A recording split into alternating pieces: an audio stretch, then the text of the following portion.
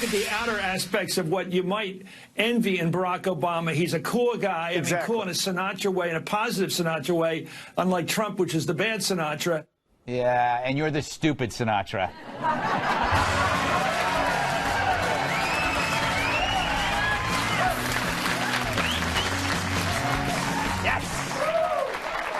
Yep.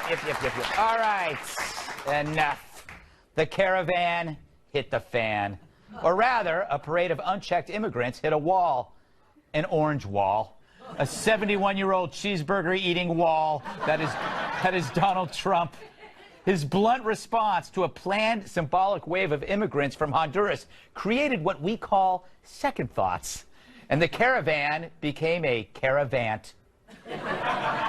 Somewhere in Mexico. Yep, they called Trump's bluff, and he said enough. But were they really coming anyway?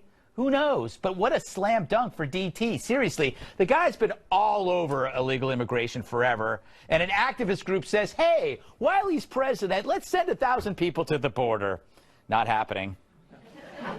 So here was an example of the new school being schooled by the old school. An old world dude faced off with the modern grievance movement, and the movement moved on.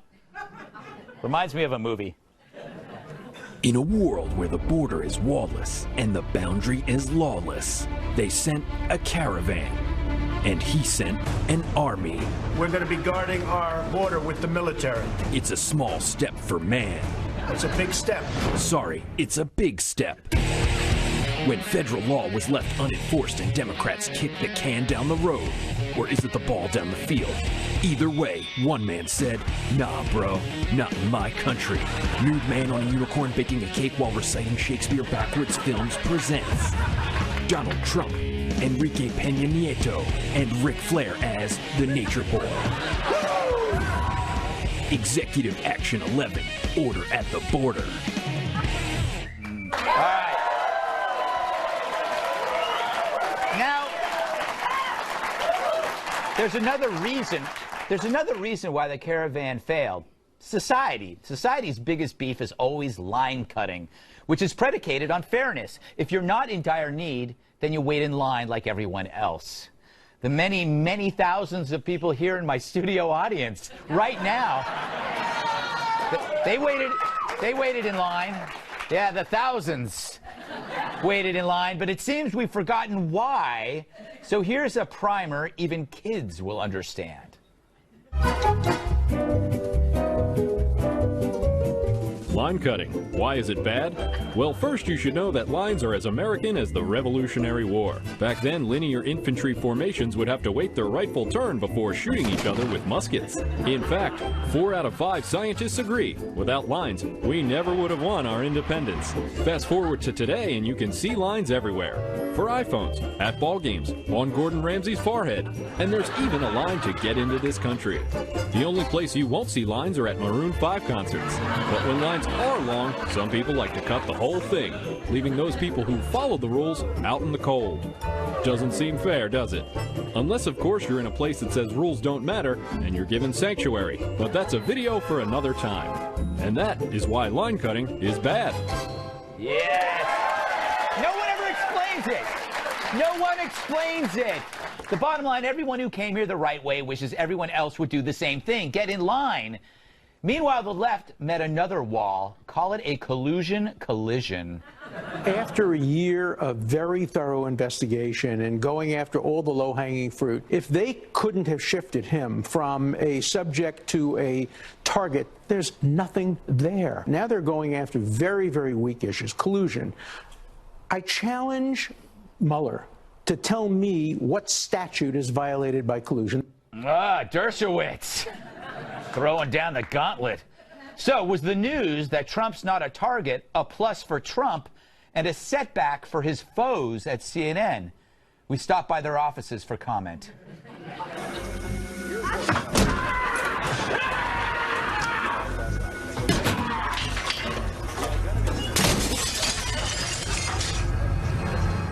So, where is the impeachment caravan now? Heading into another wall. No surprise. I mean, have they even thought this thing through? Seriously, what happens if the impeachment imps get exactly what they want? what do they end up with?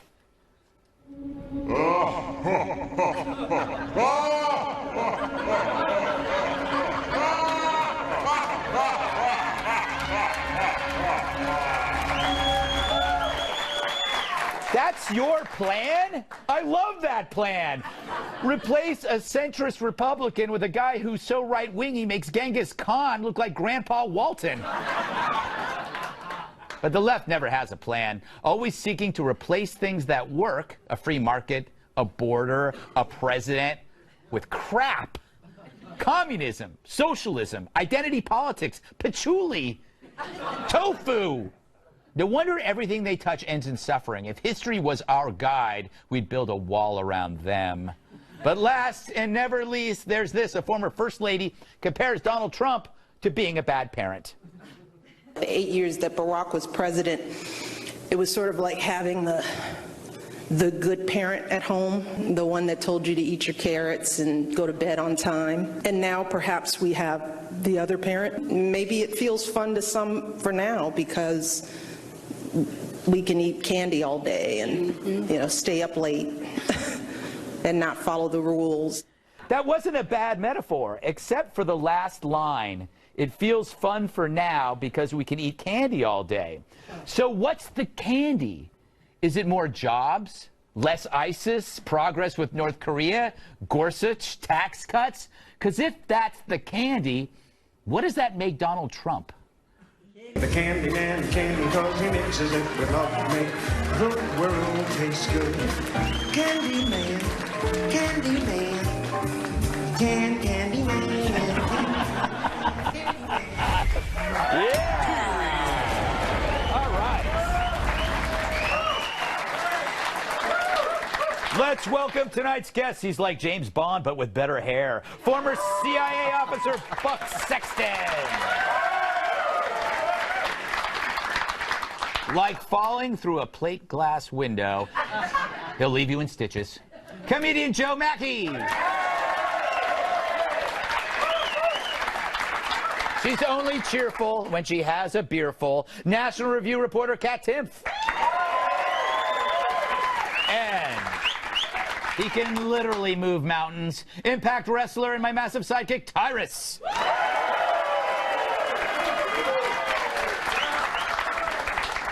So, Buck, I have to hand it to Donald Trump on this because this was a yearly political stunt by an activist group to raise awareness about asylum seekers and so forth, and it's been done before, but he repurposed it for his law and order perspective, and it seems like it worked. I don't know. We also have more data now about what ends up happening, by the way. You have a lot of 25-year-olds showing up at the border saying they're 17. And yes. That's just now been established. I've been tricked by them, by the way. They tell me they're 25. So, anyway.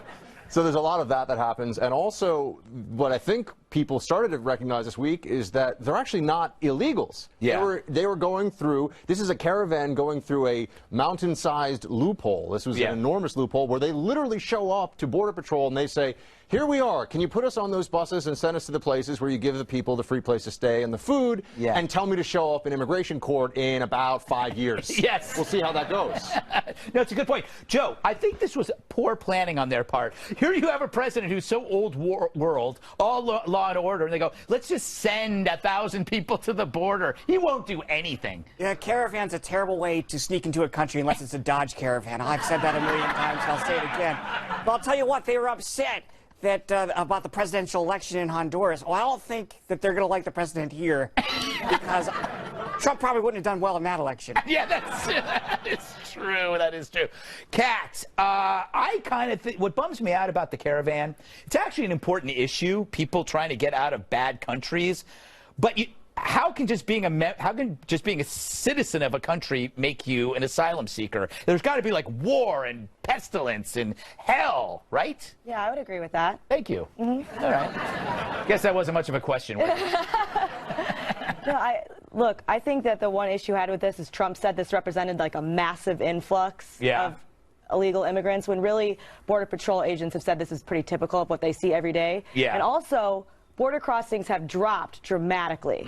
There's not this new massive influx. And I do think that Trump deserves credit for that. I don't think he's giving himself enough credit. They've dropped dramatically. So there's not this new massive wave. They're way down. Yeah, but it's part. I think it's because he's a metaphorical wall. I mean, like if somebody who just gets elected says you're not allowed to come here, it's going to send people back, right, Tyrus? Or yeah, I think it was interesting because we live in a world now where no one's ever really beaten or loses an argument, and they were pretty much told you're not coming to America. So they're like, beautiful Tijuana. We are now going to beautiful Tijuana, ladies and gentlemen. Tijuana, where everyone gets a fresh start. You know, man, it's amazing over there. It's kind of like America, just drunker. It's going to be great. So Tijuana they seem to move that. This journey, it'll get Morgan Freeman, the narrator, now in Tijuana, where they find their new life. So they didn't really lose. They can't give it, you know, he sent the National Guard, and they're like, maybe they're going to do clerical work. Nah, bro, they're not clericing nothing. They're clicking and clacking and making sure you're not crossing. But, yeah, that was the whole thing today is they changed the narrative to where it was just a symbolic. Right. Except they didn't tell the people on the buses who packed everything they possibly could in underneath the bus, and they didn't tell them that it was just it's just a little thing they're going to show off, and then everyone's going to go back to Honduras. Yeah. No, they're stuck in Tijuana now, and there's not a lot of jobs out there. Yeah, there are a lot of jobs, but they're not jobs that you want. Apparently, I would not do that. All right, so what's final questions?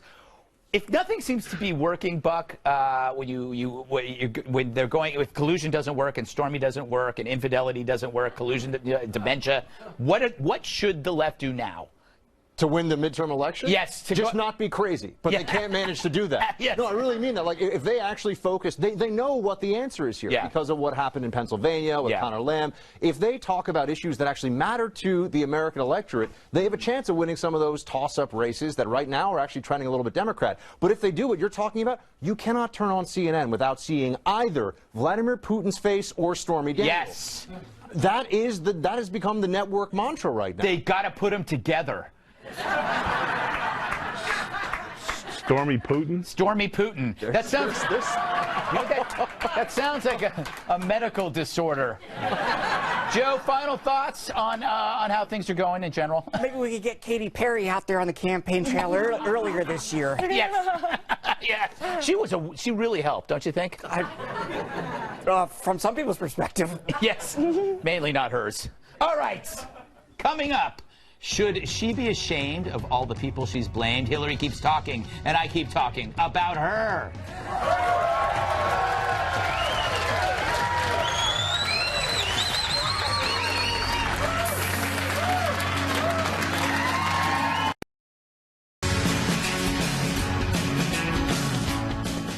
I'm running out of rhymes to cover her whines.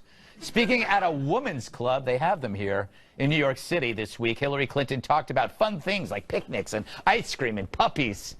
I'm kidding. You know what she talked about. Fox News is always trying to impeach me. So somebody needs to tell them that doesn't apply to a private citizen. Yep, she's not stopping. And why should we? Fox wants to impeach me is like Trump saying build the wall. It's her stairway to heaven. Or I should say stairway because she'll trip. That was funny. She trips a lot, okay? It's human. It means she's human, actually. If you're a fan, you love hearing her stuff. If you're not a fan, you love hating it. She's like a laxative in the water supply. She gets the whole crowd going. She has thank you. Everybody loves a good diarrhea joke. All right, she has so many classic riffs. In fact, after all these years, Hillary's built up enough material to compile a greatest hits album. Now, for the first time ever, it's Hillary's Greatest Hits. 4 decades of all your favorites on one easy listening disc. Stroll down memory lane with these timeless classics. This is all part of a vast right-wing conspiracy.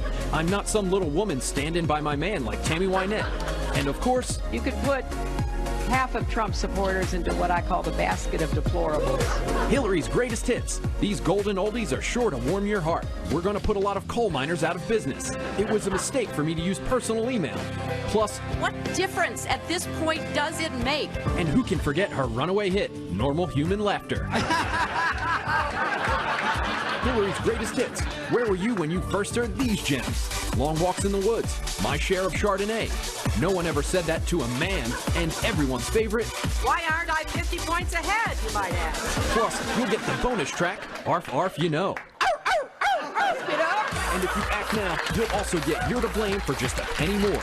Every person, place, or thing Hillary says cost her the election. The whole back catalog is here in this 25-disc set. Enjoy favorites like Russia, Bernie Sanders, women whose husbands told them to vote for Trump, WikiLeaks, low-information voters, James Comey, and so much more. 2 great collections. Get yours today. Available at Kmart. The saving place. A great gift for the holidays, which are coming up in like 7 or 8 months.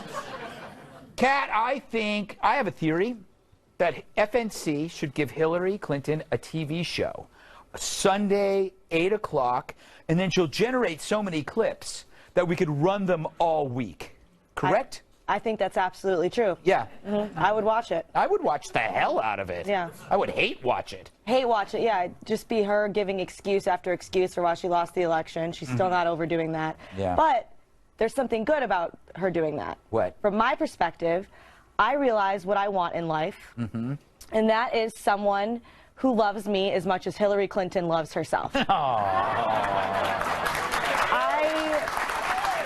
I could make a million mistakes. I could do anything I wanted. They would just be like, I can't believe Russia made you do that. You're #1, Kat. Yes.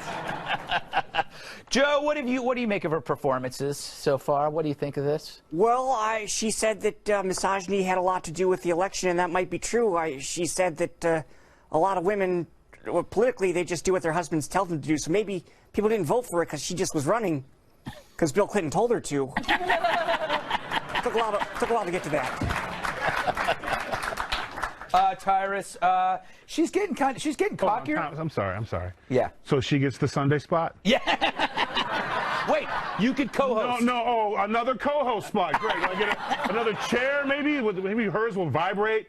Come with earphones. You said I got the Sunday thing. I think just like that. Yeah, no. Is it because I'm not a woman? Yeah. Yes. Oh, it's because I'm black. You got me again. Hillary, I'm the guy that's gonna lose to her. Me, first guy in history to lose it, man. No, you can. She can. I gotta carry that on my back for the rest of my days. Who beat you out for the spot? Hillary goes, what? You guys would have great chemistry. You'd be like Hoda and Kathy Lee. I don't know who the hell Hoda is, but I'm not being Kathy Lee. Yeah, you can be. Just like that, Sunday at 8. All right. Hillary in capital letters and Tyrus. Buck, let's move away from Tyrus getting angrier and angrier at me, and let's talk about how never after an election have we ever had somebody like a trash talking, making the rounds and blaming everyone. This is a first. Well, it's a lot of people from the previous administration who weren't even necessarily people you think of that are political. It's actually kind of weird. You see former CIA directors out there now just trashing the current president and even implying that he maybe knows some things about the president that would change the way we all think of him. Can't show us the evidence of that. And you have obviously Hillary still very bitter about the loss. You have Michelle Obama, as we just played, criticizing him. This is new, and I think it's really destructive. But I would note that Hillary is now going at a cut rate. So those of you who want her for like birthdays, bar mitzvahs, anything above, she goes for 25 G's now, which in Hillary land is a massive discount. And I wonder why. This is true, by the way. She gave a speech recently for $25K. Her going rate used to be $250,000 minimum. Yeah. Why are her speeches just not so charming and wonderful anymore? What happened? I guess because she keeps saying the same damn thing. I love her, and I mean that sincerely. You know, with a TV show is a lot like a house when there's like all of a sudden you find a hole that you have to fill, and like a B block. What are we going to do in a B block? It's been a slow week. She's Spackle. Like, okay, like we can use Hillary will say something, and we can use her to fill an empty space in a show. I call it Hillary Spackle. Look at you guys. I can tell you're excited. All right. Look at this. You know what this is? Yeah. You know it. It's great. So, For the longest time, people on the street and at churches and at places where I do my volunteer work with the kids, they're always asking me, Greg, I love your monologues on the 5. Where can I get them? And I go, I don't know. I don't have the internet. But we decided to put all the monologues into one book where you can buy it, and it's got like tons. It's got so much new bonus material, it'll make you sick. So I actually comment on my monologues and tell you if they're right, wrong, or if they suck, or if they're still good. Oh, there you go, right there. It's a beautiful book. Go to Amazon.com, pre-order. You go to SimonandSchuster.com and pre-order, and I don't think you'll be dissatisfied. All right, still to come, are Christians bad people? One university thinks so. We'll break down the madness next.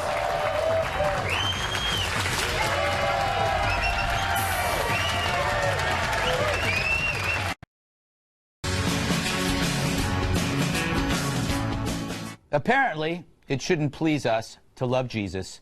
That, according to George Washington University, who goes there, who this week is hosting a Christian privilege workshop that teaches followers of Christ, white ones mainly, that they unfairly receive, quote, unmerited perks from institutions and systems all across our country. Like all workshops, it has stupid goals for its students, who by the end of this dreariness should be able to list 3 examples of Christian privilege, describe what is meant by privilege overall and white privilege specifically, describe the role of denial when it comes to white privilege. If you disagree, it's denial.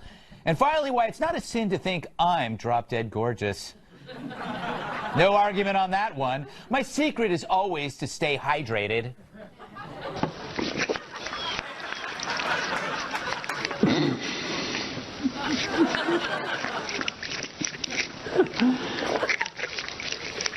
Oh, I don't even know what to think anymore. Joe, you're a Christian, or so you claim. Do you have a lot of privilege that you lord over other people with? Lord over. Very good. No, Greg, this is absurd. And first of all, no one has it better in this country than atheists. Really? You get to sleep in on Sunday. You can murder people guilt-free. I've got commandments. I go to murder someone. It says, thou shalt not murder. The atheists, you're good to go. Just go ahead. That's true. Doesn't apply, does it? Doesn't apply to you. Oh, wow. I got to look into this thing. Working my ass off here, Greg. Tyrus, the bottom line is you can actually target Christians because they're not going to kill you. Like, if you draw Jesus, nobody's going to shoot your entire newspaper staff. So it's really actually an easy target, right? Yeah. I constantly target white Christians. I'll stop a white guy on the street. Hey, you a Christian? No, you may pass. Were you praying, bro? Bring your ass over here. I mean, to me, the fact everyone's there's the white privilege, whatever, but I think it's more of a class thing. If you're born into money, you got better chances for success or whatever. And if you want to say God gave it to you, whatever, I get credit for all my own stuff. So, but I also take responsibility for my bad. So I think stuff like this is just more. I mean, it's just, who cares? So you're going to study how a group allegedly is better than you instead of you could use that time to better yourself, to be better than them? Right. Like,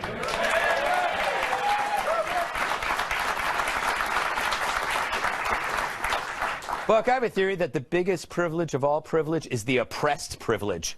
As long as you can, like, basically intimidate other people into accepting that you are oppressed, no one can touch you. But that's just a theory. Yeah, victimology has actually become something of a competition, particularly on college campuses. Who is the most victimized group? And you're seeing this now get to a place of complete incoherence. I mentioned before, the left just has to not be so crazy, and they'd actually be able to make, I think, a lot more gains politically and otherwise. But here, what you see is it's not even clear what they're trying to say. I mean, I guess it's an extension of white privilege. But you know when you were kids and you made up your own language and you would speak to each other? Yes. Maybe you had friends, so you didn't do that. But I'm just saying, like, when you're a kid and you do these things, poor Buck. I'm just saying, you make things up. This is what it is when you have these intersectionality disputes on college campuses. They're coming up with new words, with concepts that are self-contradictory, and they get in these fights over who's the most oppressed. They even have made the case that the Fighting Irish mascot, which I feel like, I could say, not a problem, that is a problem. Just wait till they figure out what the Vikings were really like, by the way. Oh, yes. Then there'll be problems. And let's not even mention the 49ers. Huh? They weren't just panning for gold, if you know what I mean, because I don't. I frankly don't. And the Raiders, those are pirates, right? Well, those guys were, they were a joyful bunch. But enough about mascots, Kat. Is that my question? Yes. Are you guilty of any privilege? Everybody has certain privileges and everybody has certain difficulties. That's it. That's the whole seminar. I just gave it. Yes, what, you did. What do these people talk about for whatever hours and hours on end? I don't understand. Yep. Why set it up as this hierarchy situation when really it's just, yeah, it's called we're all different. We are all different, and that's what makes the world special. What, Tyrus? I think Buck just hit it on the head. I think victimology is the new religion. Yeah. I mean, that's a volunteer for here, the Heavenly Father who picked on us, and I'm sure everyone here is making fun of me. It's not my fault. Everybody else did it. Pray. I mean, there's I nothing think more it's the new powerful religion. than being the Be weakest victim, person a in a volunteer room. victim. Yeah, because there's no responsibility. Nothing in life's your fault. Yeah, you're Somebody not else did it. accountable, and you can always demand more and more stuff. Yeah, that sounds pretty religious to me. Yeah, no, you're absolutely right. And by the way, you have to confess that you're guilty of privilege, and then maybe you'll be okay in that religion to then make other people feel guilty. What, Joe? That's your original sin. Yes, it is. It is. You are born as an oppressor. That's exactly true. I think we've discovered a whole new religion. By the way, everybody has privilege. Tall people, hot people, everybody has some kind of privilege, except for me, because I'm short. He's fit. Don't give him that. He's fishing. He's fishing. He's gonna. Being tall's got. You ever tried walking in the bus, Greg, or in the hallway, trying to get on a roller coaster? How about flying? You sit on a plane like this. I mean, you have you have shelf privilege.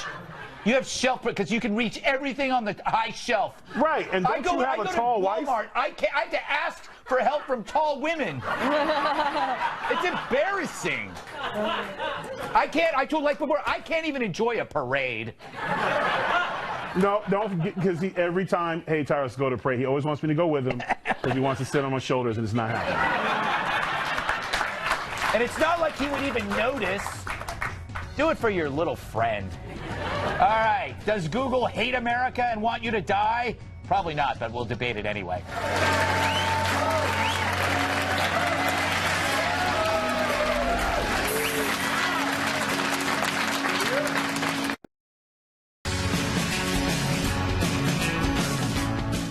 Helping our nation is not their station. So while everyone's freaking out about Facebook, consider the juvenile jerk faces at Google. Thousands of employees there signed a letter protesting the company's work with the Pentagon. The letter's gist, quote, "We believe that Google should not be in the business of war."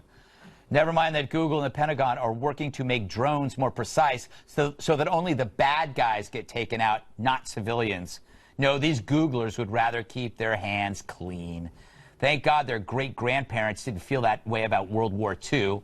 They were faced with an evil that wanted world domination. Did they say, nah, we'd rather not? Hell no. American companies made up of men and women helped win the war. Actually, more so women, because the men were shipped off to fight. Rosie the Riveter was more than just a feminist meme. She was a national call to action. Google it, you Google heads. During World War II, U.S. industry produced 300,000 planes, 100,000 tanks, and billions, tens of billions of bullets. If it weren't for that generation, there'd be no freedom, no America, and certainly no Google. So we need more Rosies and fewer posies.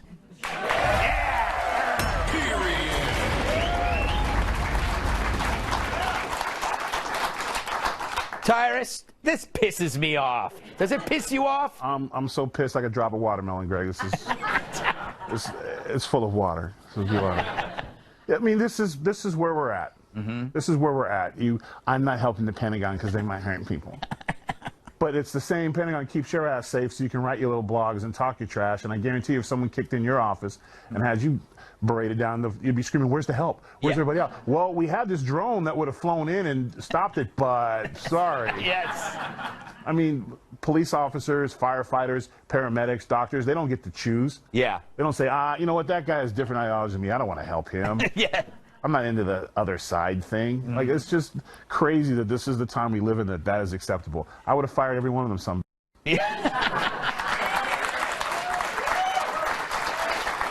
Fuck.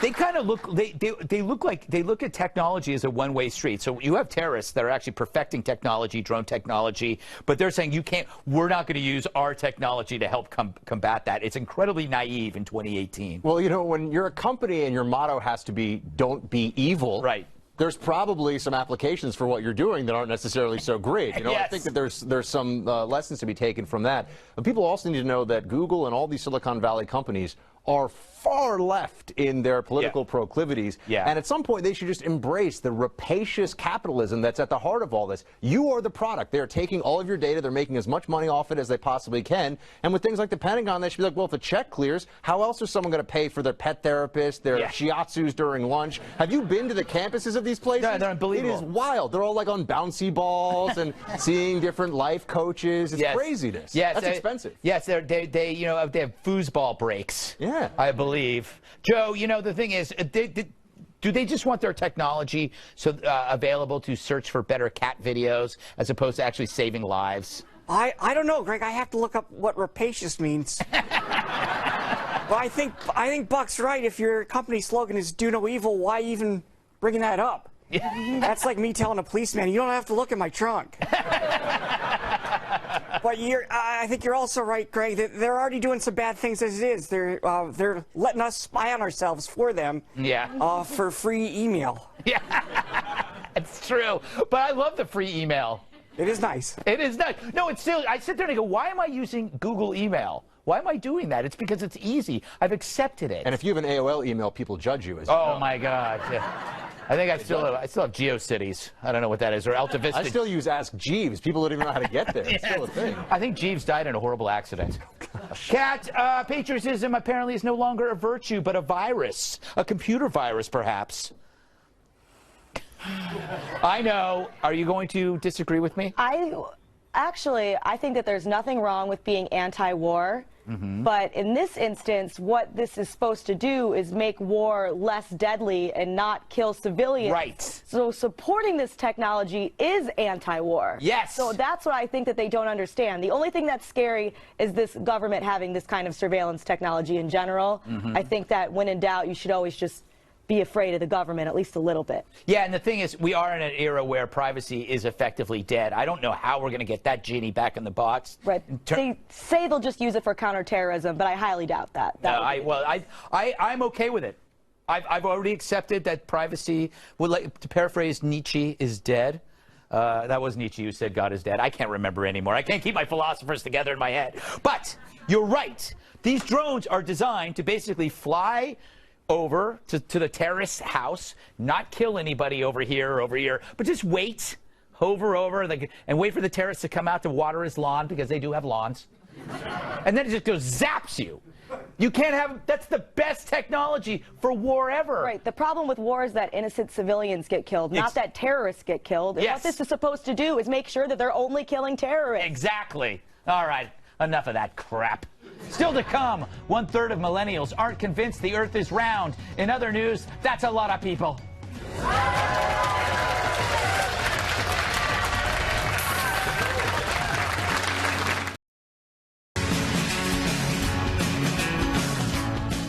Is it round or flat? Don't ask a brat. Results from a new study reveal 1/3 of young American millennials aren't sure that the Earth is round. Here's what 18 to 24-year-olds said when asked, do you believe the world is round or flat? 66% have always believed the Earth is round, yippee. 9% always thought the world was round, but more recently became skeptical.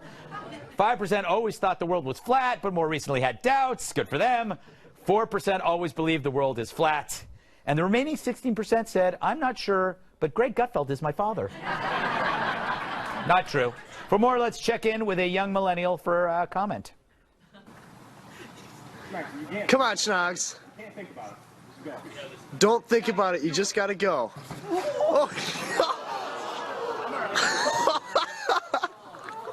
Well, that Earth was flat. All right. I compiled a bunch of facts that prove the Earth is round. Because I had to. Because I couldn't remember how you prove it. But I know that it's round, Buck. Yeah, well, when people tell the youth to fight the power, they don't mean Copernicus, right? I mean, there's some things that we can look at here and all understand that we're on the same page. But I would say that people should have a better understanding of why it is they believe what they believe. Because, for example, okay, we could all agree the Earth is round, but you ask people about climate change, and they'll just say, because the answer really is because all the smart people say so. And that should never be your baseline of why you think something is or is not true. I did not think I'd get applause for that, by the way. That was nice. So Buck just said the Earth is flat. That is freaking me out. All right, Kat. Is this proof that either millennials are dumb or the Earth is flat? I love this story. Yes. Because I thought I was doing just okay, and then I found out that so many of my peers believe that maybe the Earth is flat, and that's when I realized I am crushing it. Yeah, you are. I might be a little weird. I might think about reptiles a lot. I might have no plans except for eating mashed potatoes by myself after this is over. However, I know for 1,000% sure that the world is round. I'm going to take this story, print it out, put it in a frame, put it right next to my bed so I can wake up every morning remembering what a star I am. Wow. Joe, where do you fall on this debate? I'm worried, Greg, because it seems like this conspiracy that the Earth is flat is picking up steam, and I don't even know who that would benefit. The globe makers, I guess, the globe barons. But it just seems crazy to me because how many people you would have to keep that conspiracy going? Because you fly to China, you didn't get to an edge. Yeah, you didn't. You didn't get to the edge, and you sent astronauts with, and they did pictures, and they showed a globe. So this is a big conspiracy, Tyrus. Very big. This is what happens when you answer text questions with selfies. That's exactly what this is. They didn't read this. Is the Earth? Yes. Like, this is the problem with, they just say things. They're like dogs chasing tires. They just do whatever. I'm not taking a test. You said you're crushing it. I am. You're the unicorn of the group. Thank Congratulations. you. I knew it. The rest are sheep. Wait, am I stuck in that group? You might be. Damn it. Yes, I think you might. Well, there's two unicorns in every thing. Unicorn. All right. The Earth is round. Enough bashing unicorns. I think life would be easier if the world was flat, and here's why. Think about how much easier it would be to throw stuff away. Push it over the side. Yeah. That's just walk over, drop it off the edge. You live at the edge. No, but you know what? It's like because the Earth is round, you can never really throw anything away. It goes in the Earth. We could Also, by rocket the it way, into space. Yeah, but then it just gets into this orbit. And we'd be like a lot Asgard. smaller for the purposes of asteroids hitting us. Think about it that way, Yes. right? A lot thinner. You know what? I'm so sick of you and your edge privilege. By the way, also, if the Earth was flat, nobody could sneak up on you. Because, you know, someone could say, hey, later, see you later, Buck, and then walk away, and then come all the way around. Because it's a globe, and surprise you and stab you. So, but with flat, you know where everybody is. They can't get around you, you see? You see what I'm talking about? Also, think of the mystery of the Earth's underside. That'll be like the cool place to go. Hey, where are you going? Me and the wife, we're going to the Earth's underside. Because if it's flat, there's got to be something underneath, right? New Jersey. New Jersey? That's right. They're clapping their own state's demise. All right, I think we're done here. Don't go anywhere. Final thoughts next.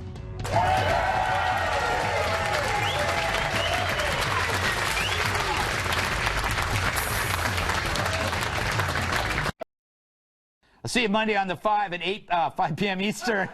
Final thoughts, Buck. Shameless plug, please download the Buck Sexton Show on iTunes. It's a radio show I do that also has a phenomenal podcast with funny things. Excellent. And mostly serious things, but some funny things. Yeah, well, with your name, you can't go wrong, Buck. Joe. Salt Lake City, I'll be at Wise Guys this Thursday through Saturday, and at the end of the month, I'll be in Yuck Yucks in Vancouver. I don't know if they show this year. Well, who comes up with the names of these places? Not comedians. Not comedians. Tyrus? You can check me out in the new Netflix series Love. I got to make a special guest appearance on that. And then I actually return to the ring next week on Impact on Pop, where I smack around some dudes. Actually, I think they're Christian privileged people. So you guys enjoy this. Last word, Kat. I spend more time thinking about mashed potatoes than I do about my loved ones. Oh. And then I start to feel guilty, but then I just start thinking about mashed potatoes again. Mashed potatoes are fun to think about. All right, thanks to Buck Sexton, Joe Machi, Katherine, Tyrus, studio audience. I'm Greg Gutfeld. I love you, America.